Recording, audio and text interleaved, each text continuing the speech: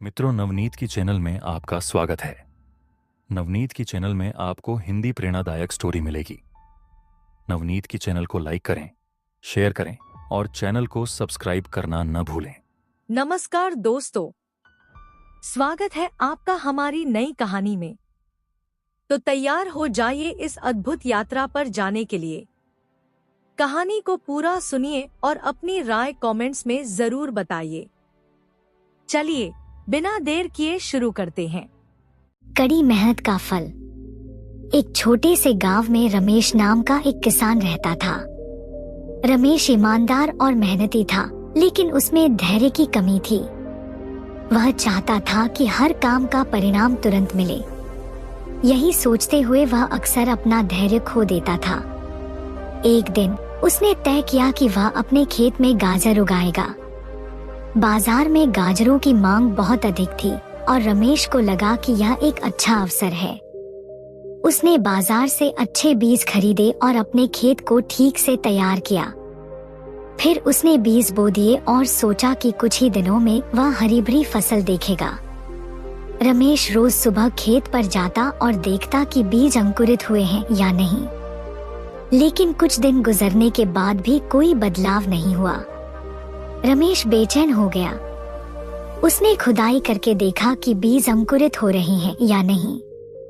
यह काम वह बार बार करता रहा। इसके कारण बीज खराब हो गए और फसल पूरी तरह बर्बाद हो गई। रमेश बहुत परेशान हुआ।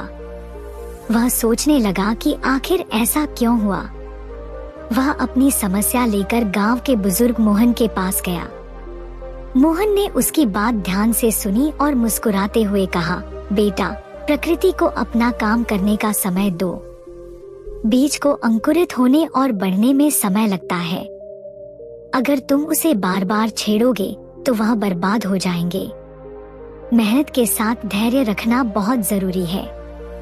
रमेश को मोहन की बात समझ में आ गई। उसने अपनी गलती मानी और नया तरीका अपनाने का फैसला किया।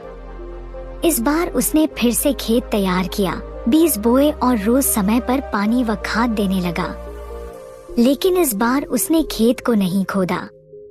समय के साथ बीज अंकुरित होने लगे। धीरे धीरे उसकी फसल हरी भरी हो गई। कुछ ही महीनों में रमेश के खेत में गाजरों की अच्छी पैदावार हुई।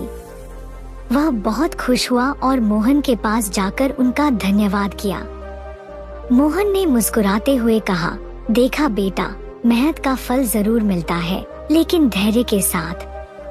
अगर तुम हर काम में धैर्य रखोगे तो सफलता हमेशा तुम्हारे कदम चूमेगी। रमेश ने उस दिन से अपनी जिंदगी में यह सीख उतार ली कि मेहनत और धैर्य दोनों जरूरी हैं। अब वह हर काम को पूरे धैर्य और समर्पण के साथ करता था और उसकी जिंदगी में सुख समृद्धि आ गई। कहानी का नैतिक। प्रकृति और जीवन में हर चीज का अपना समय होता है। मेहनत करो, लेकिन धैर्य रखना मत भूलो। सफलता का स्वाद धैर्य और समर्पण से ही मीठा होता है।